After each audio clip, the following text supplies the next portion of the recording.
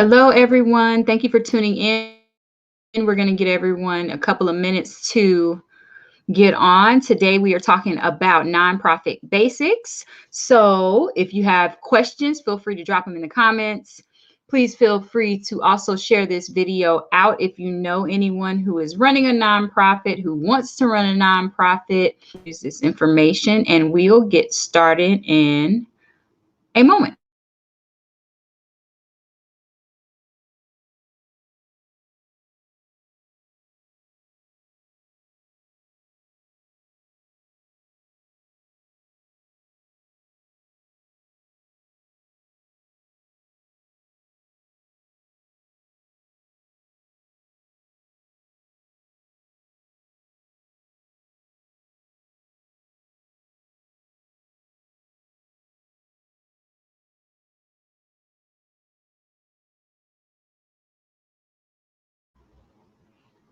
All right. Welcome everyone to our live stream collective conversation.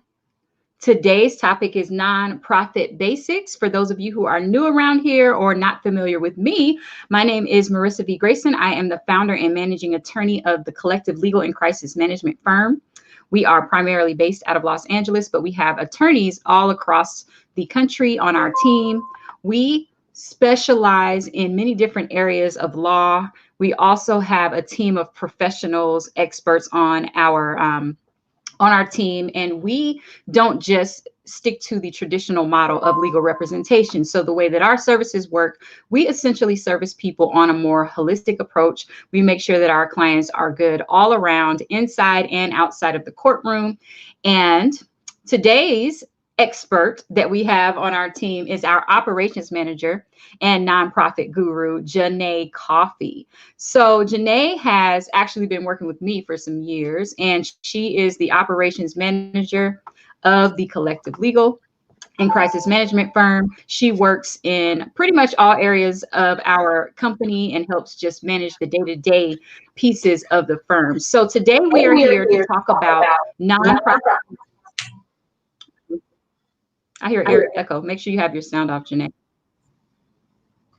I mean, not your sound, but if you're streaming. Can y'all hear echo? If you hear an echo, drop it in the comments. Say yes. But anywho, today we're talking about nonprofit basics. So if you have any questions, just so you know, these collective conversations are solely for us to be a resource to you and make sure that we provide as much information as possible so that people can make smart decisions, so that when this pandemic is over, if you are starting something new, or even if you have been running a nonprofit and have been unsure on whether you've been doing things properly, you'll be up to speed and everything will be all good. So it's an informal conversation, and essentially we're inviting you in to tune in to our conversations. So again, it's not super buttoned up. We're very relaxed. If you know anyone who uses information, please share the video. And otherwise, Jonaee, welcome. Thank you for coming on and taking time out of your day to speak to our followers and the people who need this information. So you can feel free to chime in on your expertise and spruce up your intro. And then you know I'm bad at these intros. I'm gonna get better. No, that was perfect. Right? Like that's what I do. But well, anyway. I want to tell you, I just want to say thank you for allowing me to be a guest. And I'm not really a guest. I'm a part of the collective, but you know what I mean. I'm super excited to be here today. Hello, everybody. If it looks like I'm kind of looking awkward at the screen, don't mind that. I don't know really what direction to look in. Just listen for the information because I want you to engage if you have questions and all that good stuff. No need for any additional intro. I'm Jonaee Coffee, and I love talking about nonprofits. So I guess the first thing that I kind of want to mention is that these are just the basics that we're going to talk about today. Nonprofits have a lot of formalities. We are not providing any type of legal information. I know, Marissa, you normally give that disclaimer.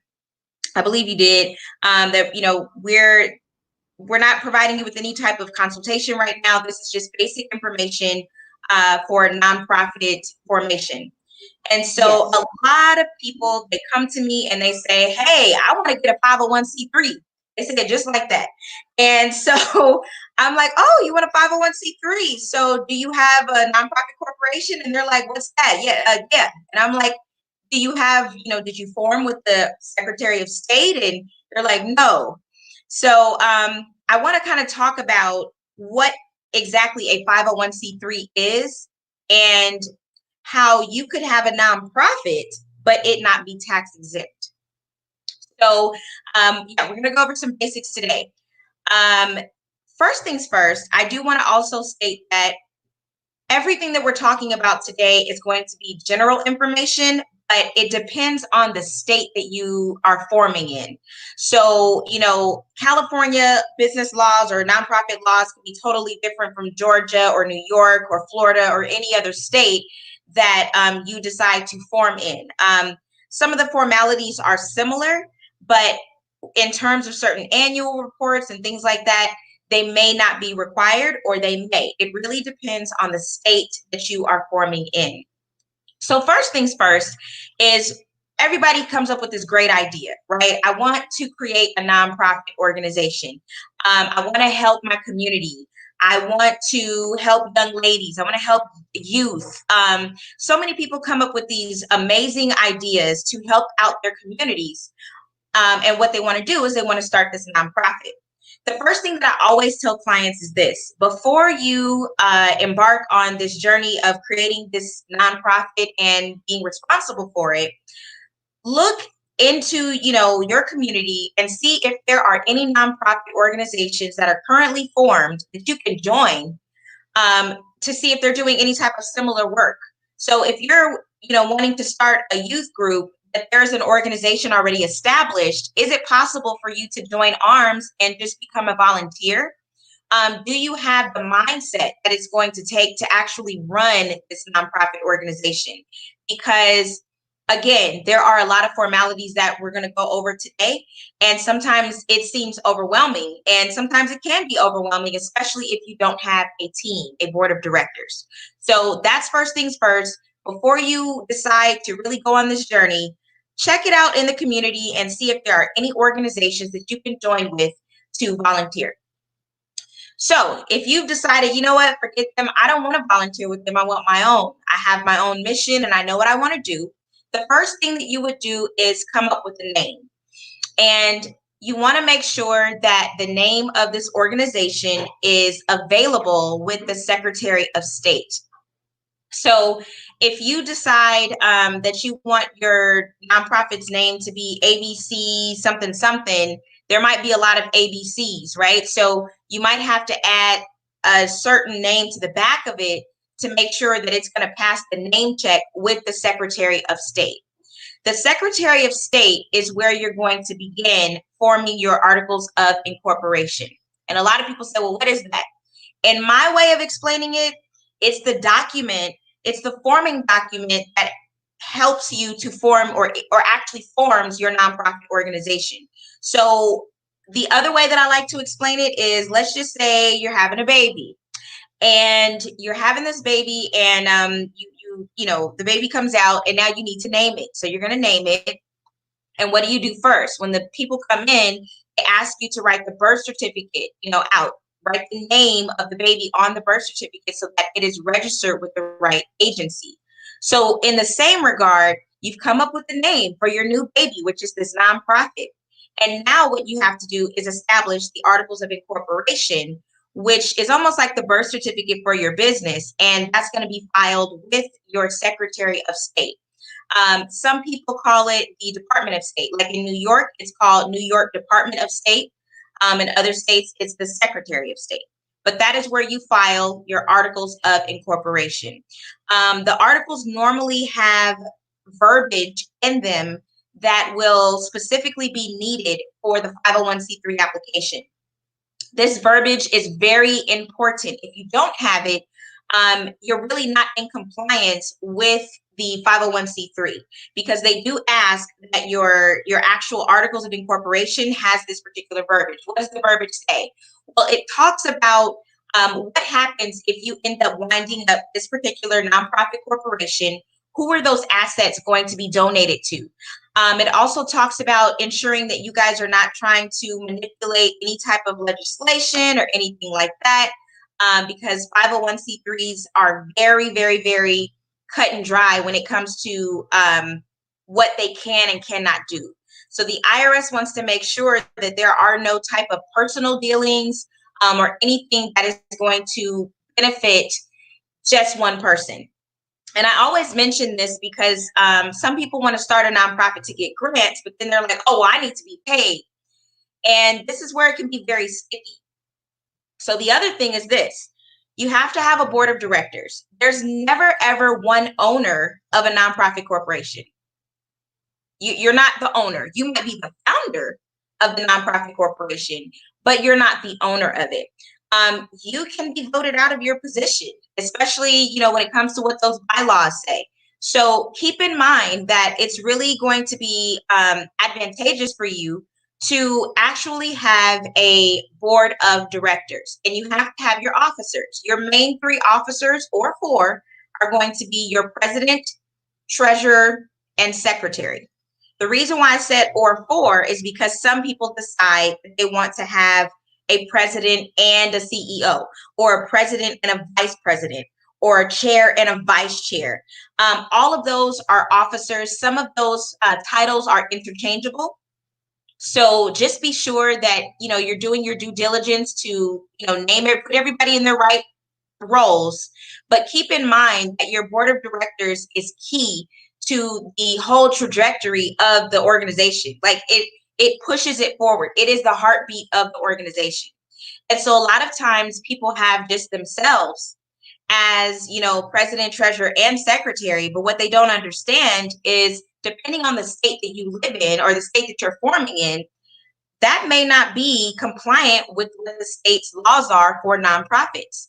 They may require, I know for California, for instance, California says that yes, more than one person can be in two different roles. So let's just say you have a treasurer and a secretary.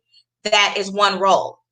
They okay that. But what they say too is, the only thing is that that president cannot serve as secretary or treasurer. So if you're the president, you just got to be the president. So all of those rules are different in each state. And so that's why it's really important that you establish first, not just the name, but also your board of directors. Any questions, comments, or concerns?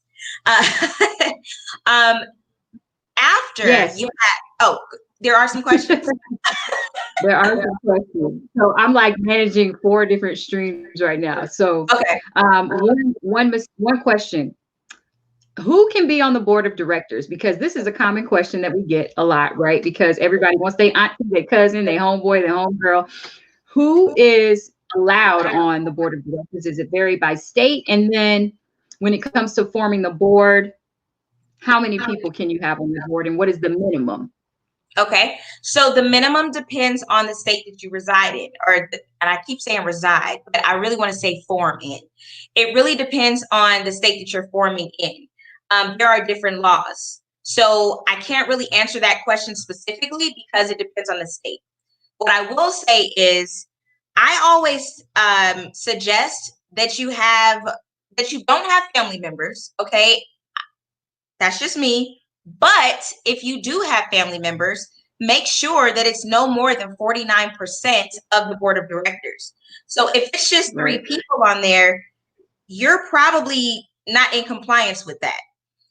The other thing that I always suggest is this: for purposes of a quorum, which is like, the voting and how many members have to be there to pass a vote, try to keep odd numbers on your board of directors. I've seen some people, I sit on a board right now, and the thing about it is, when you have like, it depends on what your bylaws say, but let's just say if you only have 4 people and you need a simple majority, right? And then, 2 people vote yes and 2 people vote no. It's better to have that odd number so that they can kind of help the vote go along. So I always suggest that people definitely have an odd number of board members. And then again, when it comes to the number of board members, some people only start out with just themselves. But keep in mind that that may be going against the actual nonprofit law for that state. So, because again, like I gave the example in California, if you're serving as on paperwork president, treasurer, and secretary, you're really going against it because they said that the president cannot serve as secretary or treasurer, not at the same time as being a president.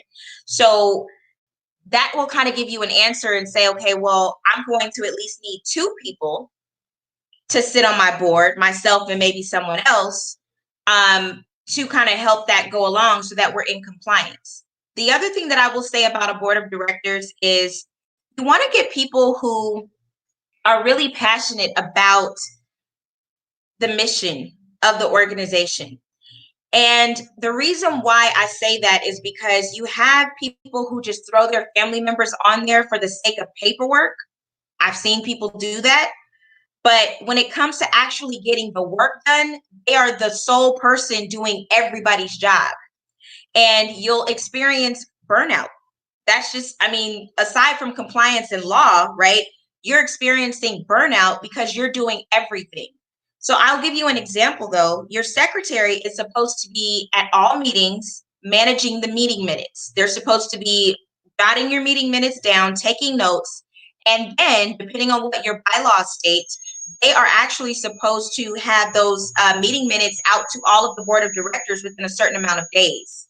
So it's really important for you to have somebody that is administratively savvy in that particular role. Your treasurer, if they're not good with money, if they're not trustworthy, and I'm talking about even you putting yourself in that role, you're actually setting yourself up for failure. I did a live yesterday and I just kind of had to keep it real when it came to any type of businesses, finances.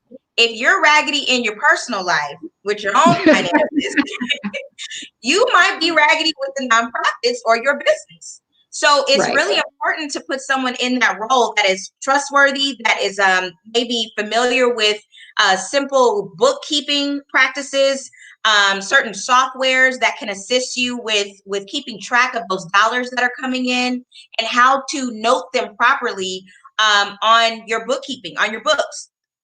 You guys might have different categories of where income is coming from. You might have contracts versus donations, recurring donations, one-time donations. Make sure that you have someone who's going to be able to keep those records, and then a secretary who's very organized, because what happens is donors want reports. They want to know, hey, when you go to the Goodwill, they give you a receipt right there that says, hey, you gave us this amount of money or this donation. This can be used for, you know, your write-off on your taxes. So just be sure that you have responsible people in those roles. Any other questions? Well, we have some more questions, but I'm gonna save them. I'm gonna let you get through some of your content, and then we'll jump into the questions just to make it smooth and so we don't run out of time. If you guys have questions, go ahead and drop them in the comment section. Also, if you know anyone who can use this information, please go ahead and share this video. And yeah, go ahead. Questions in the comments. All right. So the other portion to that is this. So now you have your articles of incorporation. The next step is, depending on the state that you're in, I know I keep saying that, but it's very important that you note that you may have to submit an annual report. Sometimes those annual reports are not annual, but biannual.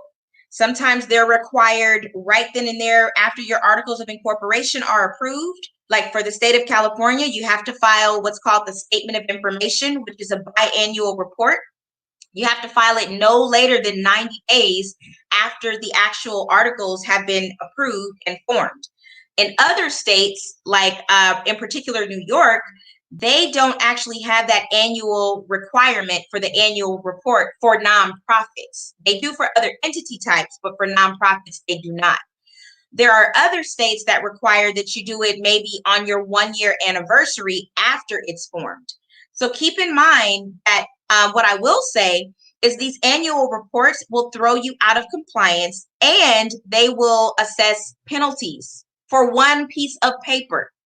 So this is why, you know, again, you can DIY it, right? You can do your own nonprofit. But if you don't know some of the other steps and compliance requirements that are in place, you're kind of, again, setting yourself up and maybe even, putting yourself in a position where you have to spend a lot of money in paying these penalties. So an annual report is due depending on whatever state you're in. It may or may not be due. So you've got your articles of incorporation and your annual reports. Now, everybody talks about, well, I'm gonna just go get an EIN. Everybody talks about EINs. It's like fascinating to people, like, oh, I got an EIN. And it's like, but guys, let me tell you what an EIN is. An EIN is really almost like the social security number for your business, right? Like that's the easiest way for me to explain it. So, now you've got your birth certificate for your business, articles of incorporation, and now you need to obtain your EIN. Here's the thing about that. I've had clients come to me and the EIN was set up wrong. So it's very important that you also look at how you're setting the EIN up. There are different categories that are on that page. You can get an EIN in 5 minutes. And if people charge you for an EIN, like, oh, there's a filing fee, that's a lie.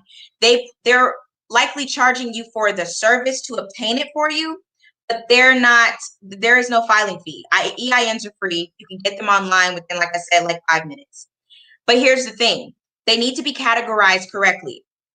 If you are establishing yourself as a church, you need to have the category, click on the button that says that we are forming as a church.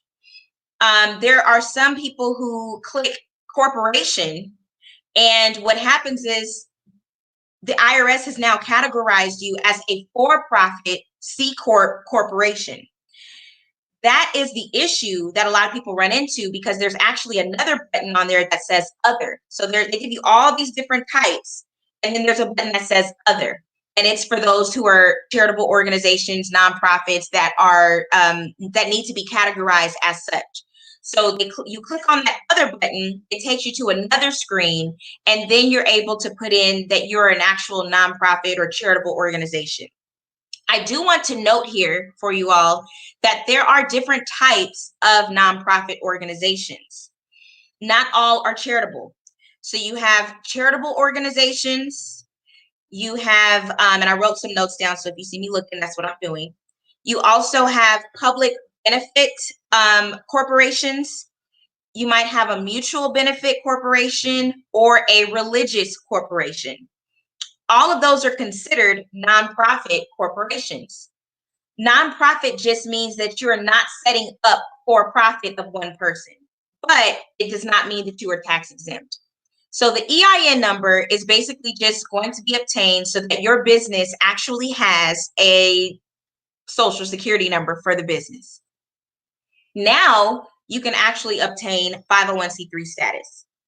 This is what everybody wants to talk about, but I want everyone to have a very clear understanding of what that is. A 501c3 is not a separate kind of corporation, right? You can't go to your Secretary of State and say, I want to set up a 501c3. They're going to say, go to the IRS. The 501c3 is basically a status that they attach to your EIN that says this particular nonprofit corporation is tax exempt. And under that tax exemption, they are able to accept donations on behalf of the organization. And those donations can be written off on that donor's personal taxes or business taxes or whatever. So the 501c3 status, a lot of organizations or donors like to go and check to see if you actually have 501c3 because they want the write-off.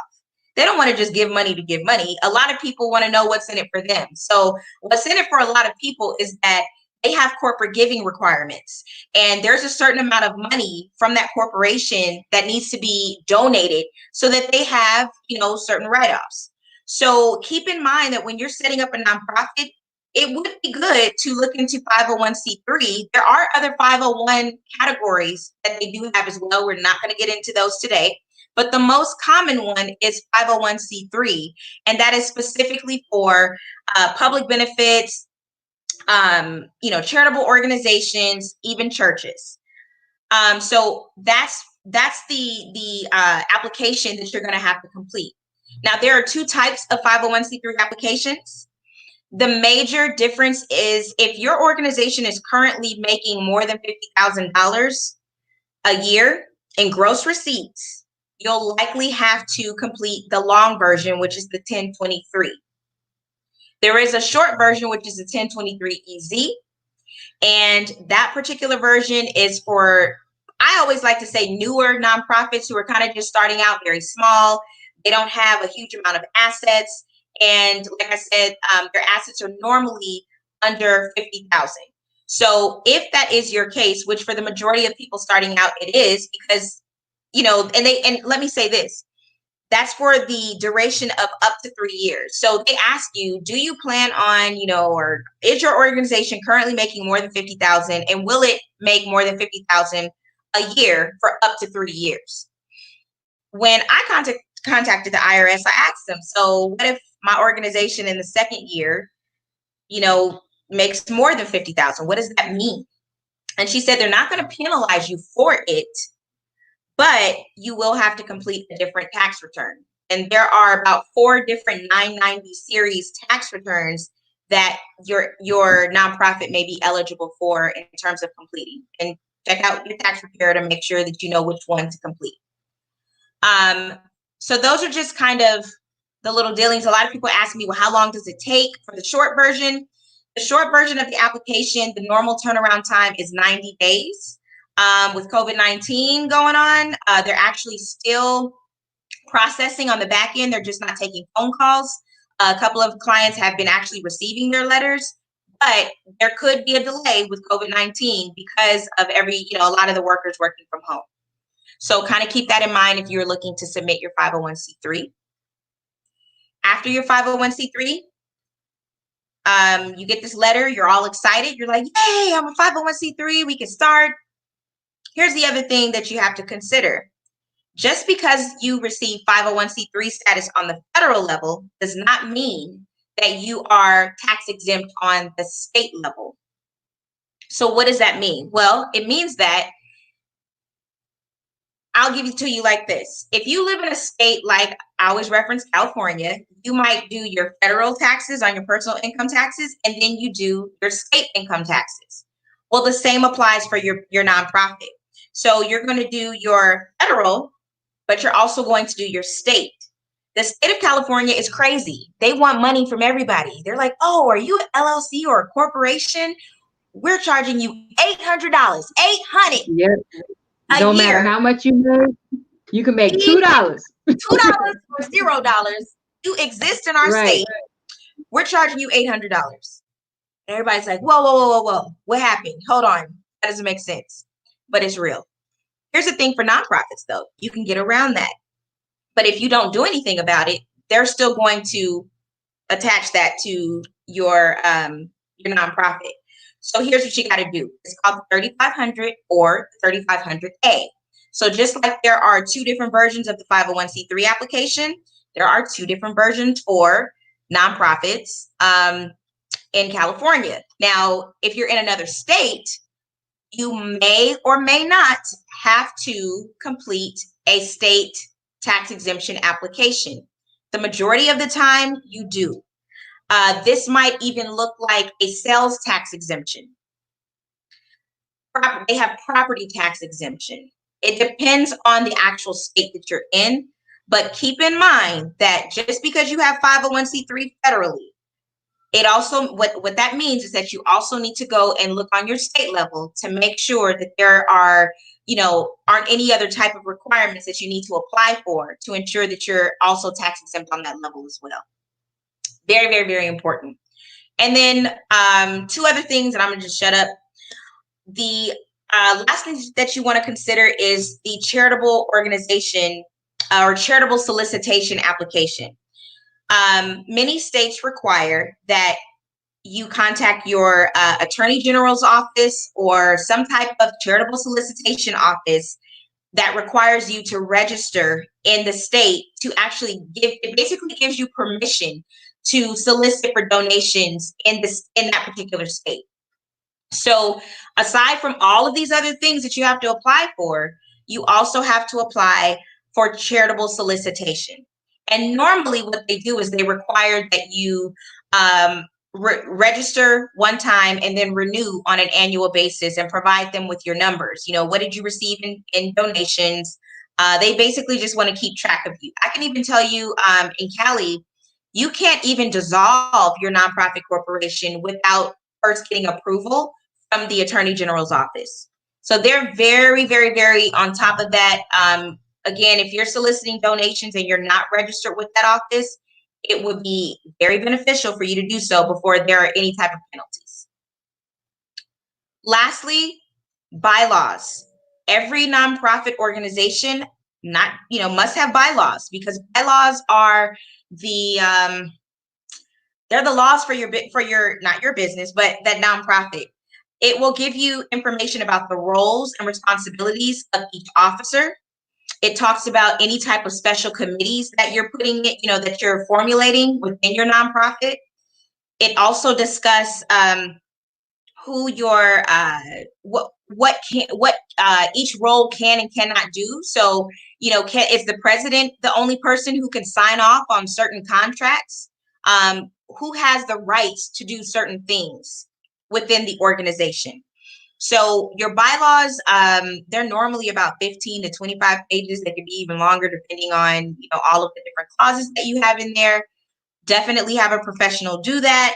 You want to make sure that even if you're DIYing it and you're using a software, read the bylaws. I have so many people who do not read those bylaws, and they're operating totally against what they say. So here's the thing. Bylaws actually have to be adopted into the nonprofit. Your board of directors should all have a copy. And within that copy, you actually have to read it. Every board member needs to read it, make sure they understand it, make sure they agree to it. And then there needs to be a motion moved that says that we are making a motion to approve and adopt these bylaws into the organization on this specific date. Any voting rights, any voting laws are also in those bylaws. So the way that you guys vote in and out, your terms, like an officer's terms, how long. So for instance, a lot of people kind of struggle with this. For this, the President of the United States, one term is equivalent to 4 years. The same applies for your nonprofit. You can determine how many years is equivalent to one term. It could be 1 year equals one term, two, but also keep in mind that, again, your state may regulate that. And so you should look and see if, within that state, if they have certain requirements in terms of how long an officer can actually sit on a board. A lot of people want to be protected. The founders do have rights, but keep in mind, if you put yourself in as a president and they vote you out, that can definitely happen. There are certain things that you can put in place to somewhat protect yourself, but ultimately, at the end of the day, a board of directors means that, and a nonprofit means that you are not that sole owner. So keep in mind that you're going to have some accountability there. And this just kind of like really goes back into making sure that you're picking and placing people in certain roles that are going to be trustworthy and not jealous and, not wanting to just overthrow you, and your empire that you're trying to build. So that's basically what I have for nonprofits today. Very general information, and I'm ready for questions. Awesome.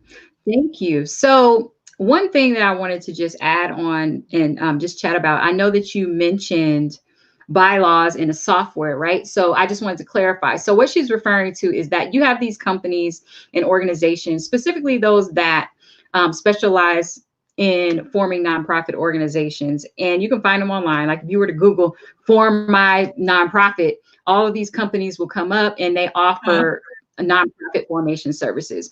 What they also typically do is provide some kind of boilerplate bylaws for you to just use, right? So it's just this document, it's extra long. There are pages and pages of pages. It's not tailored to your business, though they will, if they're sending you the electronic copy, they'll insert your name and your company's name there or your nonprofit's name there, right? So you look at it and it looks like a thorough contract. It looks like a thorough set of bylaws. So it looks legit.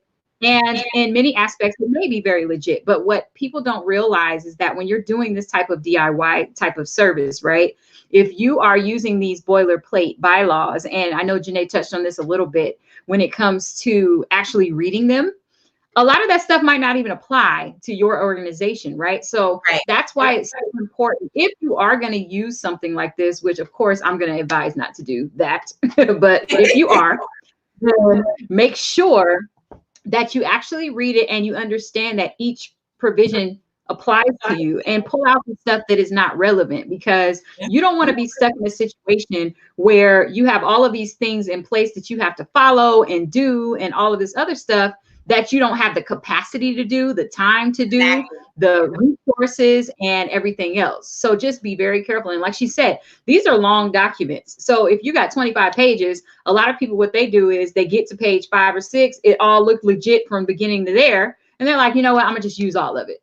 And Exactly. then they call us because you got in a mess, because now you got a board of directors who's voting you out because of some provision that allows them to do so Mhm. for some reason that didn't make sense according. I mean, it's just a lot. So just make sure that you're careful when it comes to, one, if you're going to DIY this type of thing, but two, specifically if you're going to take some, so, and this is with any legal document, right? Because a bylaw is technically legal documents.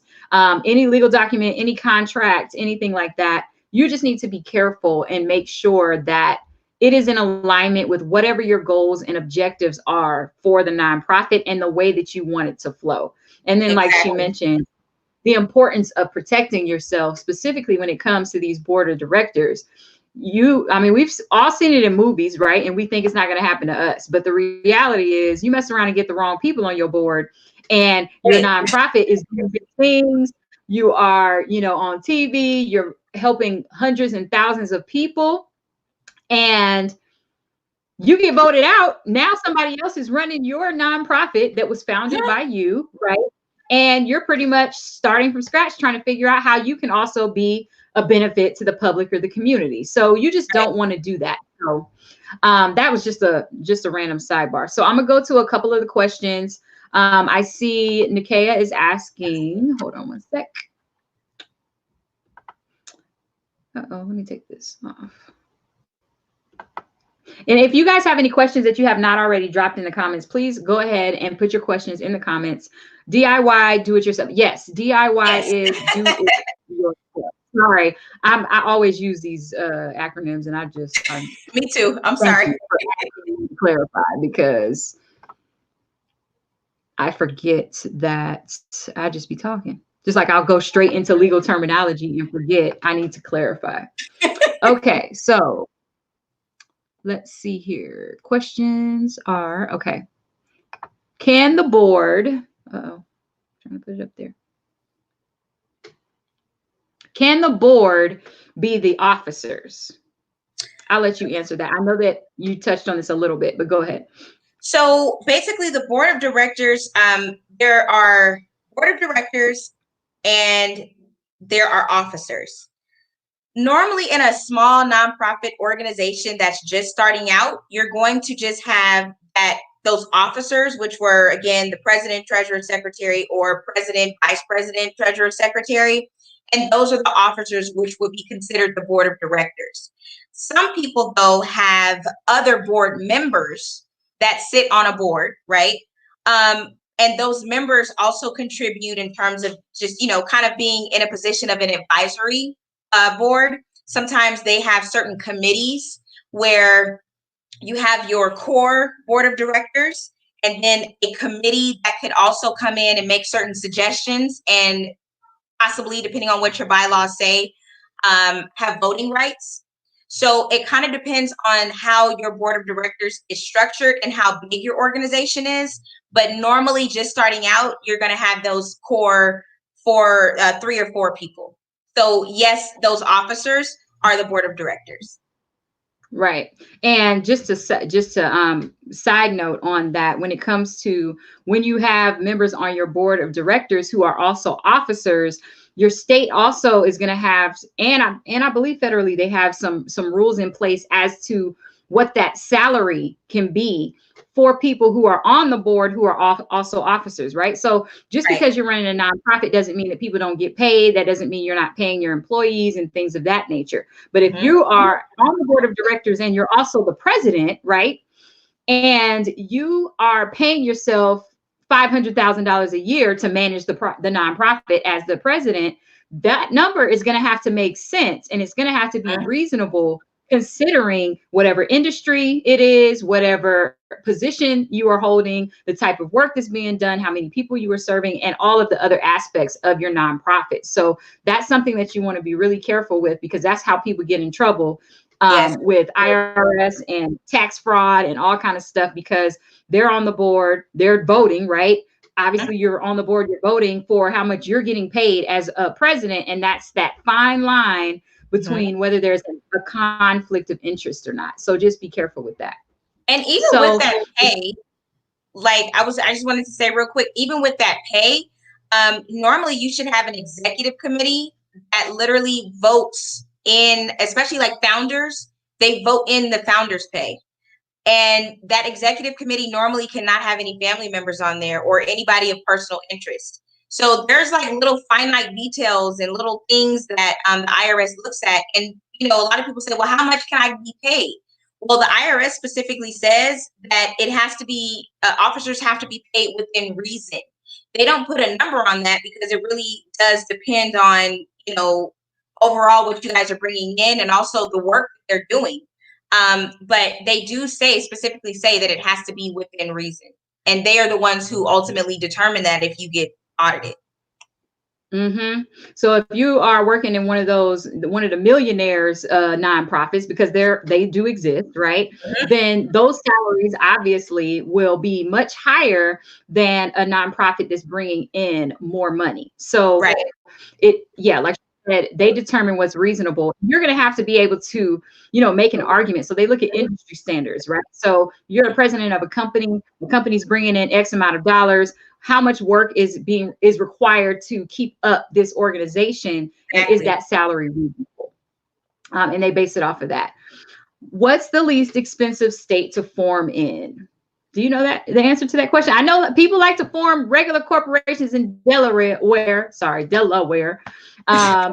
nonprofits? Is there like a ongoing people prefer in your from what you've seen? I know I haven't seen any particular preference, but in your I will experience, have you seen say anybody prefer?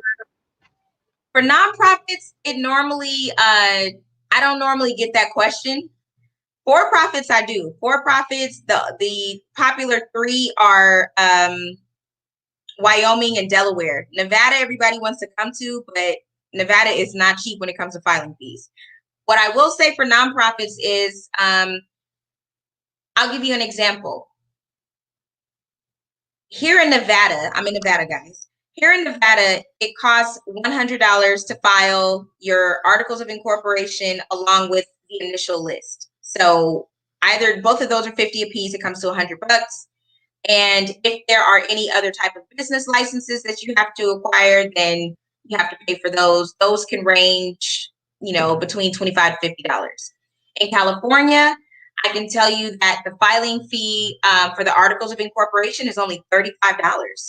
And really, it's $30, but if you want the certified copy, it's $5 extra. So I always tell people get the certified copy. So you're looking at $35 for that, and then within 90 days after it's formed, you have to file the statement of information, which is $20. So in total, you're paying $50 just to form in the state of California. Now, where it gets pricey is really based on, and let me, before I even say that, most states make it very inexpensive to form a nonprofit because why? It's a nonprofit. So you're really going to be looking at like 60 here, 50 there, depending on the state that you're in. Where it gets pricey is the filing fee for the 501c3 application. If you're grossing more than that 50,000 and it looks like you're going to bring a lot of money in right out the gate and you do that long version, that filing fee alone is $600 and it's called the user fee. If you're doing the streamlined version of the application, which is the 1023 EZ, that filing fee is $275. So for some people, they're still like, whoa, $275 just to apply? Yes. So the fees do vary, but just keep in mind that I think where you're going to be paying the most money is for that 501c3 application. Good stuff. Let me see what other questions we have.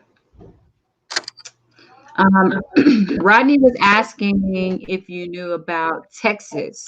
I'm not sure if you're familiar with Texas's nonprofit laws, but what I did do is drop a link in the comments section. So if you guys are looking for the specific laws in your state, which you should be, I dropped it in the comments section. It's related to the IRS, but the IRS has basically created a list on their site of all of the states, and it links you to each state's individual requirements as it relates to nonprofits. So make sure you go there, and it'll guide you on how to find out what the laws are in your particular state. Obviously, we don't have them all memorized because there are 50 states, and anybody got time for that?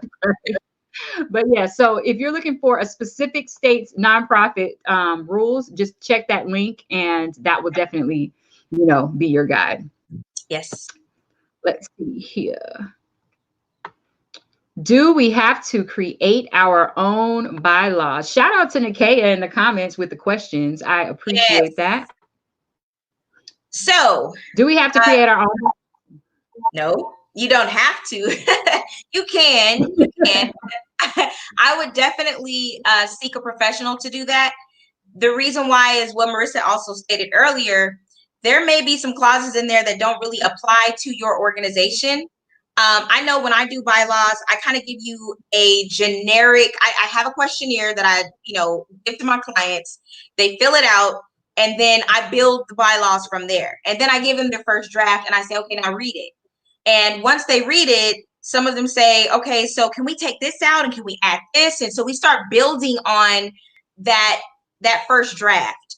So I always suggest, like we were saying before, if you decide to do these things yourself and you use certain softwares that basically give you a generic copy of some bylaws, that's fine, but go back in and read them and really build it based on your particular organization, but also not just your organization, but based on the laws of your state.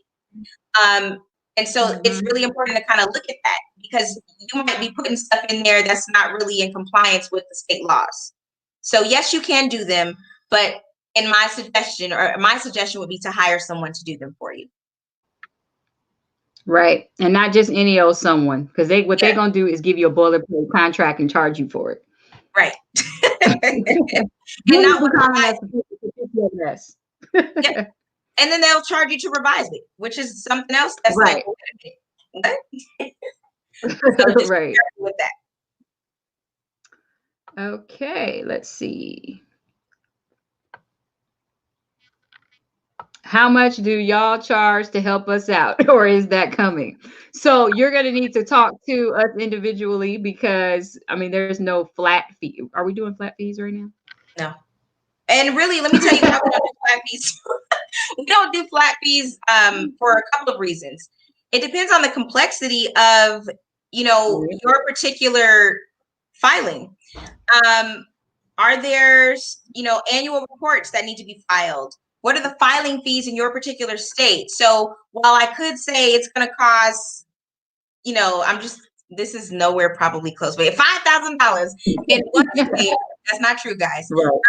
But that one state may be different from another, just in terms of filing fees alone. So that's why we do ask that you contact us, and we'll give you a specific quote for your state. Yeah, anytime anyone asks for a quote, it always depends, because one person who could have all their stuff together, right?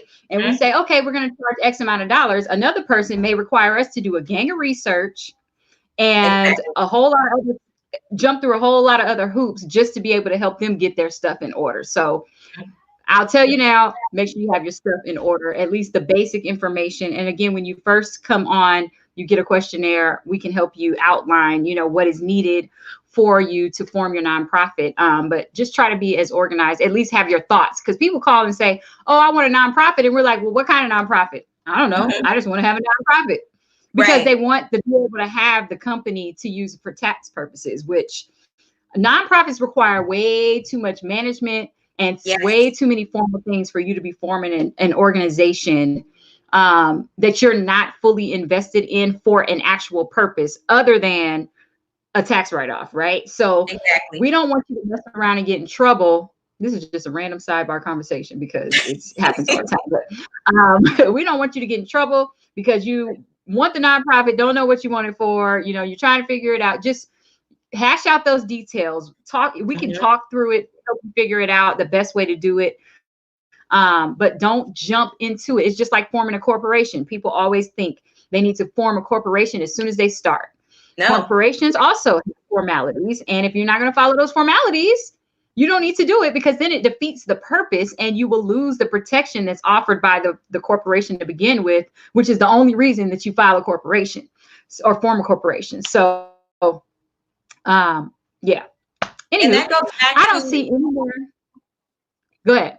oh no, I was just gonna say it goes back to, like you were saying, the why, but aside from the why, make sure that you're ready to actually do this work because it's a lot, guys. Like, just to keep track. People hire me just to do the compliance piece because they're like, I forgot to do the report and now I got a penalty, or I'm suspended. Get ready to do the work. Don't just use it for a tax write-off. Yes, there are for-profits who create like McDonald's, and then they have the Ronald McDonald Foundation. So people do it. But the other thing is, you might want to look into, Google this, the difference between a private foundation 501c3 versus a public charity 501c3. They give you certain classifications, which also determine what you can and cannot do. So if it's for personal dealings, just kind of keep in mind that they really do hone in on that to kind of, prevent those people from doing little tax fraudulent things. Right. Okay. Well, do you have any final words? We don't have any more questions. Do you have any final words before we head on out? I just want to say that I love how people are very passionate about, helping others. I think that it's noble. I too have a nonprofit corporation that I founded, and it's very rewarding when you're doing the work. Um, Never let anybody steal that passion away from you, but just keep in mind that what comes along with that passion is also work. And so, with that said, I appreciate you guys listening to me, and I'm excited. Contact us, holla at the collective because we want to help you. Yes. And yeah, it's so funny because I think we've said work like 20 times, but we just don't want y'all to get into a situation where you're thinking, oh, I'm just forming a nonprofit. And then there are consequences down the line that you didn't want. So, Right. anywho, thank you guys for tuning in. We hope that this information was helpful. If it was, please make sure to share this video with anyone that you know. If you have any follow-up questions, you can drop them in the comments or feel free to reach out to the Collective Legal. We can be found on all social media platforms. We are at The Collective Legal. Our website is www.thecollectivelcm, that's for legal and crisis management.com. And we will be doing another round of collective conversations next week. The schedule will be released sometime over the weekend. So make sure you're following us on social media, on our email list, so that you can get notifications on the topics that are coming up. And if you have a topic that you want us to cover, make sure that you go ahead and just give us a shout. We actually check our DMs, we check our inbox messages. So if you have a topic that you want us to cover, just shoot us a message so that we can make sure we throw that into the rotation and get one of the ladies on the team on that topic so that we can come and have this conversation. So again, thank you all for tuning in, and we will see you next time. Have a great weekend.